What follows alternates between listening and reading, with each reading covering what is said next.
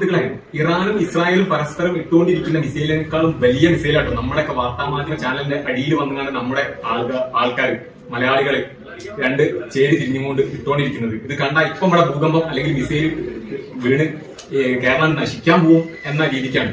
നമ്മുടെ ഇന്ത്യൻ പ്രധാനമന്ത്രി മോദി ഇപ്പോ ഇസ്രായേലിന്റെ കൂടെയാണ്. അപ്പൊ അത് മാത്രമല്ല, ബി.ജെ.പി. സർക്കാരിനെ അല്ലെങ്കിൽ ബി.ജെ.പി. സർക്കാരിനെ അനുകൂലിക്കുന്ന സംഘടനകളിൽപ്പെട്ട ആൾക്കാർ ഇപ്പൊ ഇസ്രായേലിന്റെയും അമേരിക്കന്റെ ഭാഗത്താണ്. പിന്നെ നാട്ടിലെ അറിവുള്ള ആൾക്കാരും രാഷ്ട്രീയ നിരീക്ഷകരും ഒക്കെ ഇറാന്റെ ഭാഗത്തുമാണ്. അപ്പൊ ഇസ്രായേൽ ആദ്യം അടിച്ചുകൊണ്ടാണ് ഇറാൻ തിരിച്ചടിച്ചതെന്ന് പറഞ്ഞത്. ഇപ്പൊ അവർക്ക് ഇസ്രായേലിനും അമേരിക്കയ്ക്കും എന്തിനാ അടിച്ചതെന്ന് പോലും അറിയാത്ത സ്ഥിതിയാണ്. എങ്കിൽ കൂടി നേരിന്റെ കൂടെ നിൽക്കണം. ഓക്കെ, അപ്പൊ സാധാരണക്കാർക്ക് അറിയില്ല നമ്മൾ ഏത് ഭാഗത്താണ് നിൽക്കേണ്ടത്. കൺഫ്യൂഷനാണ് എല്ലാവർക്കും. ഏത് ചാനലും അല്ലെങ്കിൽ ഏത് വാർത്തയും നിങ്ങൾ എടുത്തു നോക്കി അതിന്റെ അടിയിൽ പോയിങ്ങാണ്ട് രണ്ട് ചേരി തിരിഞ്ഞാണ്ട് അടിയോടടി ഇറാനും അടിച്ചുകൊണ്ടിരിക്കുമ്പോ ഇവിടെ തിരിഞ്ഞുകൊണ്ട് അടിച്ചുകൊണ്ടിരിക്കുന്നത് മതങ്ങൾ തമ്മിലാണ് നമ്മുടെ നാട്ടില്.